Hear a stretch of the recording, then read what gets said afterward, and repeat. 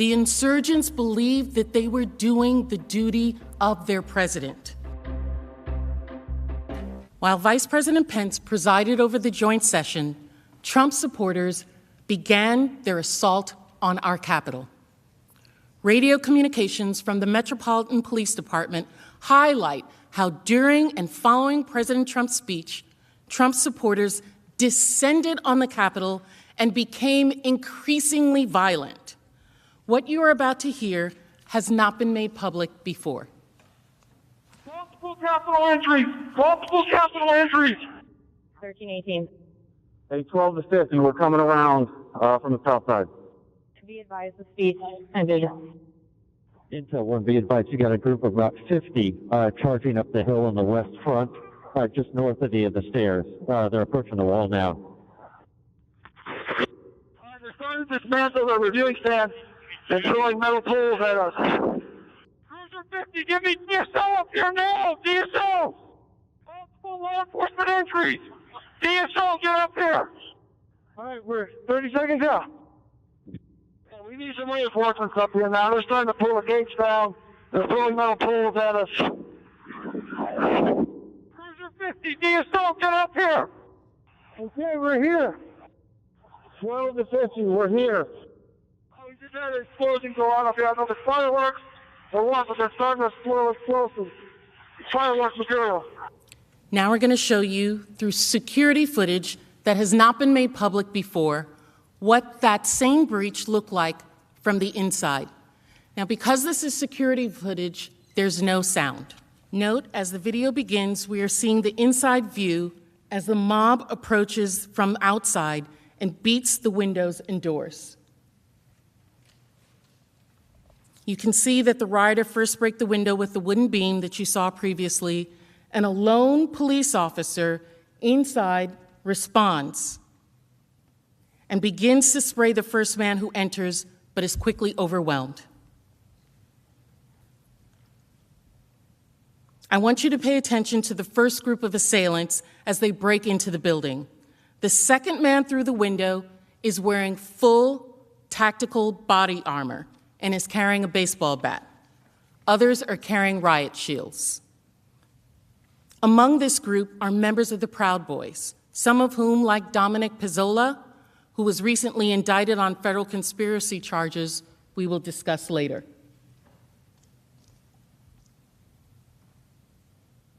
Can watch where they're coming on our model as well. You all may have seen footage of Officer Goodman previously, but there's more to his heroic story. In this security footage, you can see Officer Goodman running to respond to the initial breach. Officer Goodman passes Senator Mitt Romney and directs him to turn around in order to get to safety. On the first floor, just beneath them, the mob had already started to search for the Senate chamber. Officer Goodman made his way down to the first floor, where he encountered the same insurrectionists we just saw watch breach the Capitol. As the rioters reached the top of the stairs, they were within 100 feet of where the vice president was sheltering with his family. And they were just a feet away from one of the doors to this chamber, where many of you remained at that time. I also want to show you a different angle from the security footage of Officer Goodman's acts. This video is on the second floor of the Senate wing of the Capitol. The red dot, as you recall, represents the insurrectionists. The blue dot is Officer Goodman, who led the mob away from the chamber just minutes earlier.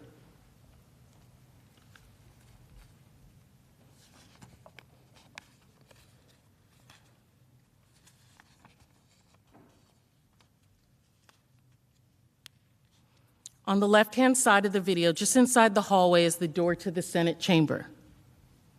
And watch how Officer Goodman provokes the rioters and purposefully draws them away from the door to the Senate chamber and towards the other officers waiting down the hall. The rioter seen carrying a baseball bat in this video is the same one we saw moments ago breaching the window on the first floor. While all of this was going on, Vice President Pence was still in the room near the Senate chamber. It was not until 2:26 that he was evacuated to a secure location. This next security video shows that evacuation. His movements are depicted by the orange dot in our model. The red and blue dots represents the location where the mob and Officer Goodman were, and where Officer Goodman led the mob away from the chamber just moments ago. You can see Vice President Pence and his family quickly move down the stairs. The Vice President turns around briefly as he's headed down. They were talking about assassinating the Vice President of the United States. During the course of the attack, the Vice President never left the Capitol, remained locked down with his family inside the building. Remember that as you think about these images and the sounds of the attack. The Vice President, our second in command, was always at the center of it. Vice President Pence was threatened with death by the president's supporters because he rejected President Trump's demand that he overturn the election. The mob also went after Speaker of the House, who alongside the Vice President was presiding over the joint session of the certification in the House chamber. The Capitol Police deemed the threat so dangerous that they evacuated her entirely from the Capitol complex, rushing her to a secure off-site location. The insurrectionist intent to murder the Speaker of the House is well documented in charging documents that are now available. We know from the rioters themselves that if they had found Speaker Pelosi, they would have killed her. About the same time, Capitol Police announced that Capitol had been breached. Speaker Pelosi's staff heeded the call to shelter in place. On our model, you can see the rioters in the rotunda in red and the Speaker's office again in orange. So this is a security video, so there is no sound.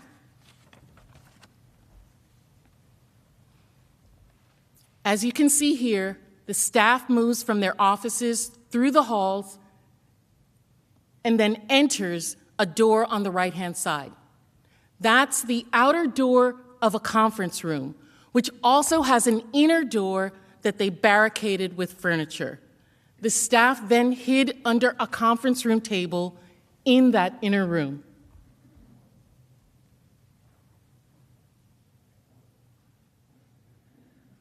This is the last staffer going in and then barricading themselves inside of the inner office.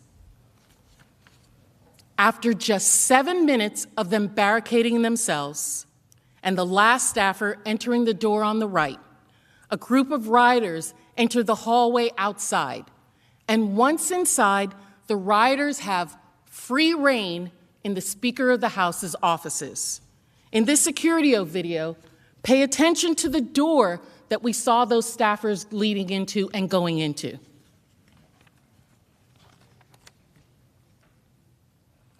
One of the rioters you can see is throwing his body against the door 3 times until he breaks open that outer door. Luckily, when faced with the inner door, he moves on. Another rioter later tried, unsuccessfully, to break through that inner door. At this point, the mob had already broken into the Speaker's formal conference room that is in the back of the hall at the top of the video. I want to play some audio we have of the Speaker's staff with the rioters at the door that day. You can hear the terror in their voice as they describe what's happening to them as they are barricaded in that conference room. Please listen carefully, because the staffer is whispering into a phone as he hides from the rioters that are outside the door. Texting Mike that they're within our hallway. We need Capitol Police, I think, coming to the hallway. They're pounding. doors trying to find her. Yeah. You can hear the pounding in the background as that staffer is speaking. One of those staffers explained later that they could hear the mob going through her offices, breaking down the door and yelling, "Where are you, Nancy?" The vice president, the Speaker of the House, the first and second in line to the presidency, were performing their constitutional duties, presiding over the election certification, and they were put in danger because President Trump put his own desires, his own need for power over his duty to the Constitution and our democratic process.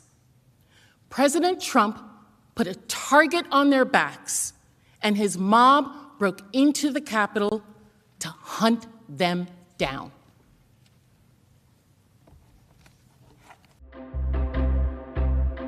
Chairman McGovern was one of the last members to leave the floor. As he left through the House lobby just after 2:40 p.m., he was spotted by the mob.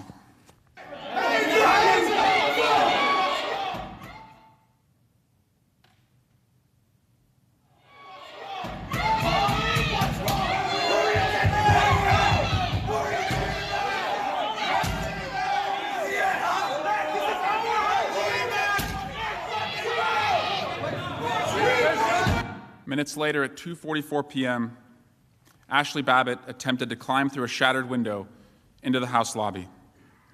To protect the members in the lobby, an officer discharged his weapon, and she was killed. I want to warn everyone that the next video, which shows her death, is graphic.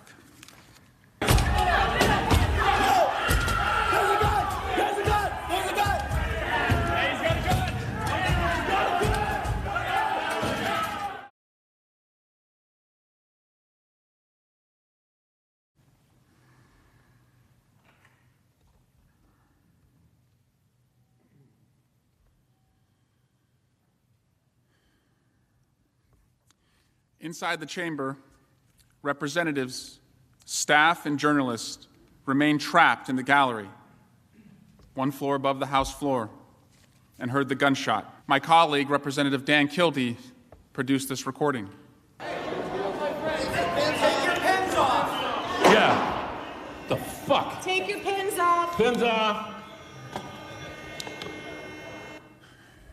Out of fear that they'd be seen or taken by the mob, my colleagues were telling each other to take off their congressional pins. That buzzing sound that you hear in the background of these videos was the sound of the gas masks.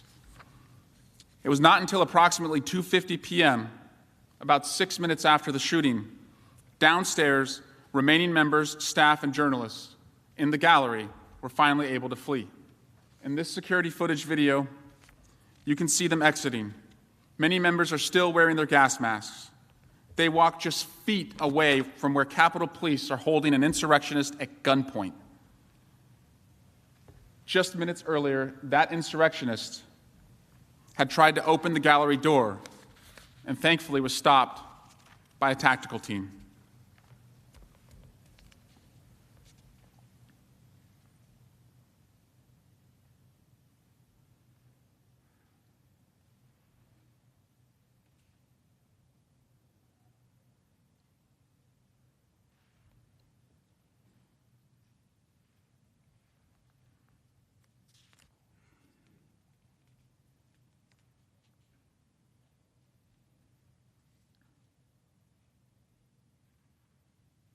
Although members were now being moved to another location, the mob continued to fight, to stop the count, to find the members, to engage with the police. The building was not yet secure.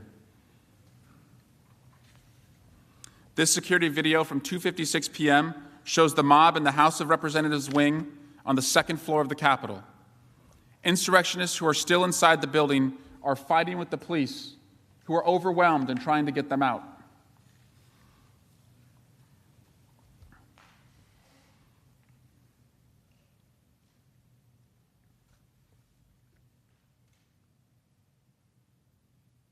Throughout this presentation, we have been very careful to not share where members of Congress were taken on the paths they followed. to get out and off the floors. But that very issue was under discussion by the insurrectionists themselves. One example comes from an FBI affidavit, which stated that a leader of a militia group known as the Oath Keepers received messages while he was at the Capitol. The leader was given directions to where representatives were thought to be sheltering and instructions to, quote, turn on gas, seal them in. And as you know, the threat to the Senate was no less than that of the members of the House. The mob approached the Senate with the same purpose, fulfilling President Trump's goal of stopping the count, delaying the certification of the Electoral College votes of the American people. As you heard from Manager Plaskett, Vice President Pence was moved away from the area near the Senate chamber around 2:25 p.m. By that time, rioters had breached several areas close to this chamber, and they were flooding the hallways just outside and nearby. The Senate chamber was not evacuated until 2:30 p.m. The mob had been in the building for more than 15 minutes. This new security footage of the senators and staff leaving the chamber will be displayed on the screens. It is silent.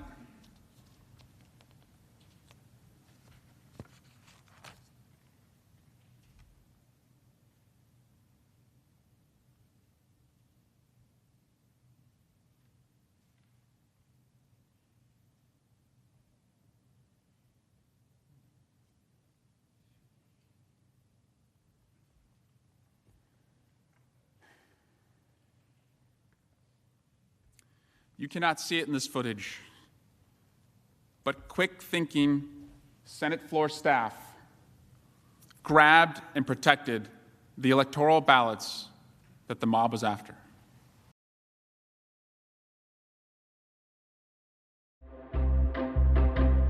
I know many of us have similar experiences from that day, but I'll briefly share mine. I stood with colleagues in the gallery above the House floor to observe the Arizona challenge. Moments later, police radios reported a breach of the Capitol grounds. Someone shouted up to us, "Duck, then lie down, then ready your gas masks."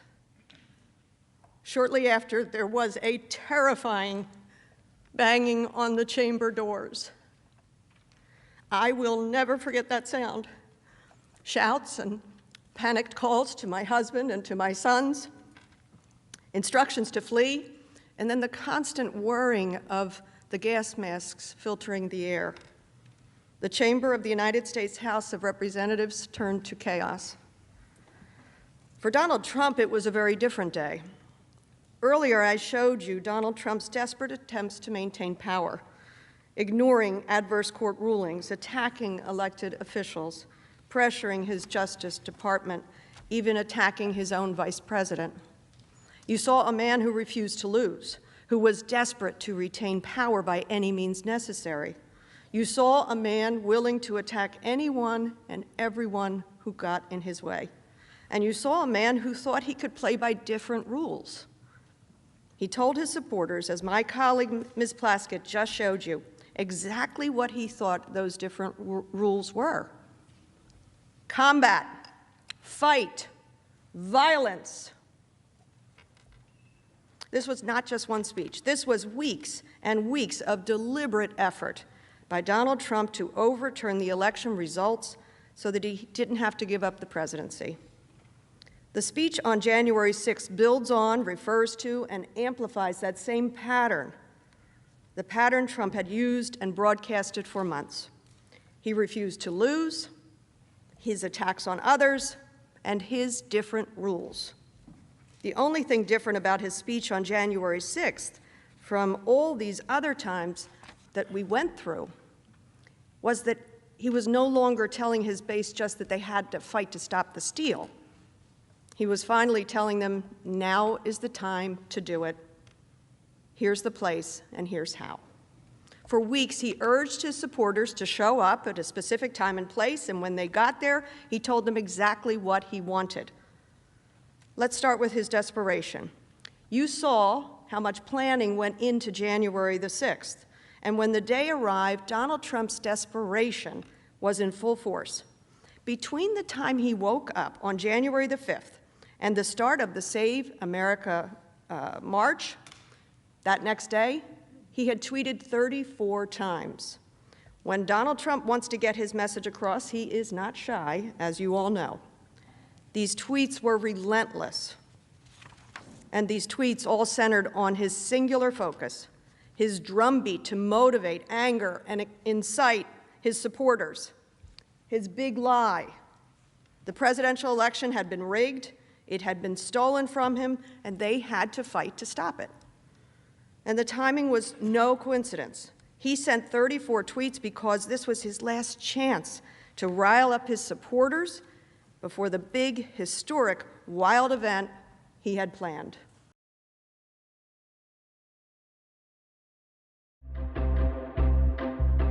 Some of you have said there's no way the president could have known how violent the mob would be.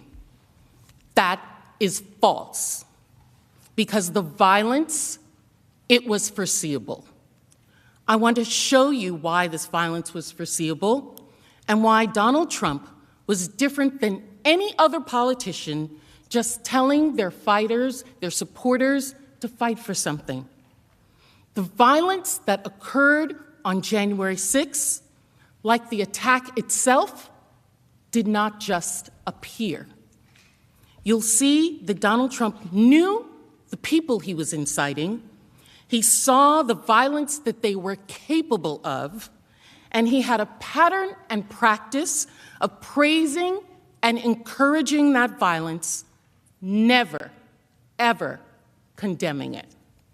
And you'll see that this violent attack was not planned in secret. The insurgents believed that they were doing the duty of their president. They were following his orders.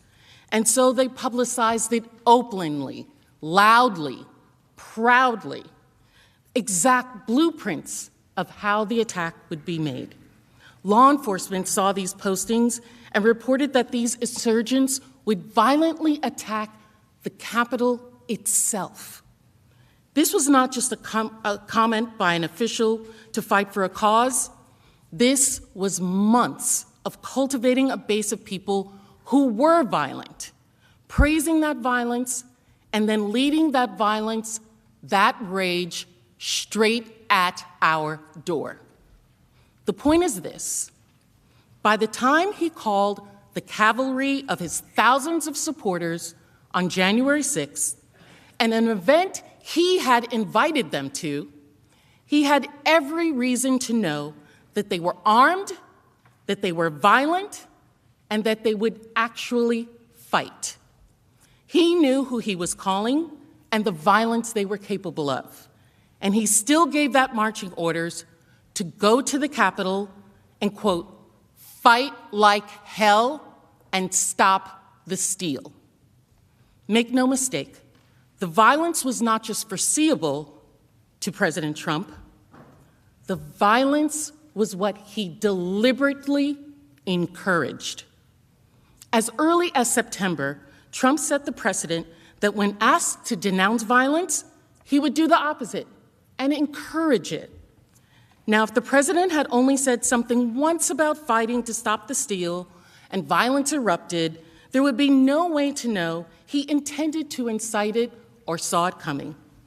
But just as the president spent months spreading his big lie of the election, he also spent months cultivating groups of people who, following his command, repeatedly engaged in real, dangerous violence. And when they did, when the violence erupted as a response to his calls to fight against the stolen election, he did not walk it back. He did not tell them no. He did the opposite. The opposite. He praised and encouraged the violence so that it would continue. He fanned the flame of violence, and it worked. You'll see this over time. These very groups and individuals whose violence the president praised helped lead the attack on January 6th. And that's how we know clearly that President Trump deliberately incited this, and how we know he saw it coming. So his false claims about election fraud, that was the drumbeat being used to inspire, instigate, and ignite them, to anger them. Watch this clip. Because we're not going to let this election be taken away from us. That's the only way they're going to win it. We're not going to let it happen. It's the only way we can it's the only way we can lose, in my opinion, is massive fraud.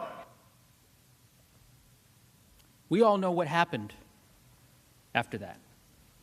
He lost. He lost the election. But remember, he had that no-lose scenario that I referenced earlier. He told his base that the election was stolen, as he had forecasted. And then he told them, your election has been stolen, but you cannot concede. You must stop the steal. You can't let another person steal that election from you. All over the country, people are together in holding up signs, stop the steal. The Democrats are trying to steal the White House. You cannot let them. You just can't let them. Now, while he's inciting his supporters, he's also simultaneously doing everything he possibly can to overturn the election.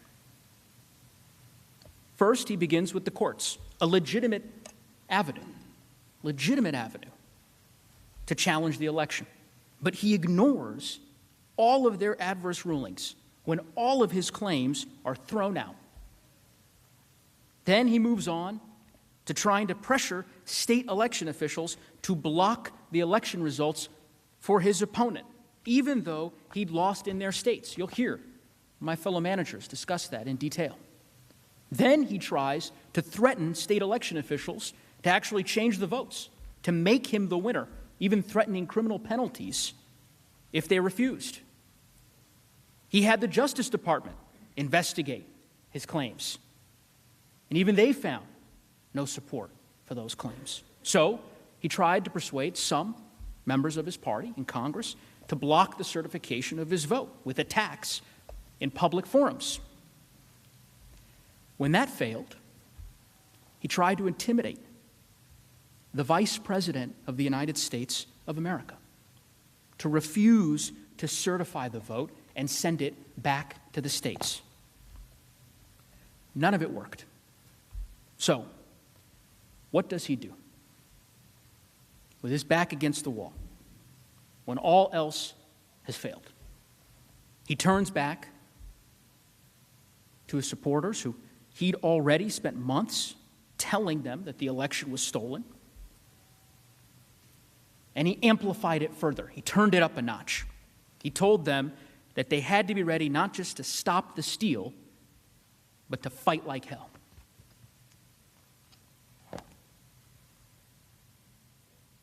We're in a fight for the survival of our nation, and we are going to keep on fighting. We will never surrender. We will only win. Now is not the time to retreat. Now is the time to fight harder than ever before. We have to go all the way, and we're going to fight like hell, I'll tell you right now. We will not bend. We will not break. We will not yield. We will never give in. We will never give up. We will never back down. We will never, ever surrender. People listened. Armed supporters surrounded election officials' homes. The Secretary of State for Georgia got death threats. Officials warned the president that his rhetoric was dangerous and it was going to result in deadly violence. And that's what makes this so different, because when he saw firsthand the violence that his conduct was creating, he didn't stop it. He didn't condemn the violence. He incited it further, and he got more specific. He didn't just tell them to fight like hell. He told them how, where, and when. He made sure they had advance notice, 18 days advance notice. He sent his save the date for January 6th. He told them to march to the Capitol and fight like hell. What time was that rally scheduled for? The exact same time that this chamber was certifying the election results in joint session. When did he conclude his speech? Literally moments before Speaker Pelosi had gavelled us into session. Many of us were in the House during that joint session of Congress. I was sitting 2 rows behind Leader Schumer and Leader McConnell. I remember it vividly. And as we were standing there, fulfilling our solemn oath to the Constitution, the President was finishing his speech just a couple of miles away. How did he conclude that infamous speech? With a final call to action. He told them to march down Pennsylvania Avenue, to come here, that it was their patriotic duty because the election had been stolen. And when they heard his speech, they understood his words and what they meant because they had heard it before. Let's take just a minute and really look at his words on January 6th as he spoke at the Save America rally. Now, remember, I told you, you'd hear 3 phrases. The election was stolen, stop the steal, and fight like hell. Let's start with that first phrase. All of us here today do not want to see our election victory stolen. There's never been anything like this. It's a pure theft in American history. Everybody knows it. Make no mistake, this election was stolen from you, from me, and from the country. Now, of course, each of you heard those words before. So had the crowd. The president had spent months telling his supporters that the election had been stolen, and he used this speech to incite them further, to inflame them, to stop the steal, to stop the certification of the election results. We will never give up. We will never concede. It doesn't happen. You don't concede when there's theft involved. And to use a favorite term that all of you people really came up with, we will stop the steal. We must stop the steal. Finally, the president used this speech as a call to arms. It was not rhetorical. Some of his supporters had been primed for this over many months. As you'll learn, days before this speech, as lead manager Raskin noted, there were vast reports across all major media outlets that thousands of people would be armed, that they'd be violent. You'll learn that Capitol Police and the FBI reported in the days leading up to the attack that thousands in the crowd would be targeting the Capitol specifically, that they had arrested people with guns the night before the attack on weapons charges. And this is what our commander-in-chief said to the crowd in the face of those warnings right before they came here.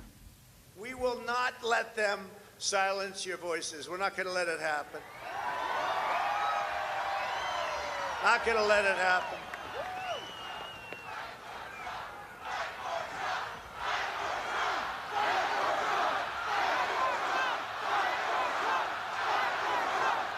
Thank you.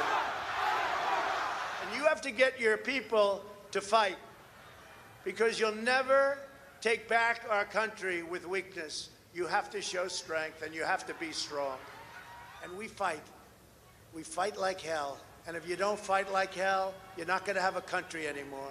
Senators, this clearly was not just one speech. It didn't just happen. It was part of a carefully planned, months-long effort with a very specific instruction. Show up on January 6th and get your people to fight the certification. The president had every reason to know that this would happen because he assembled the mob, he summoned the mob, and he incited the mob.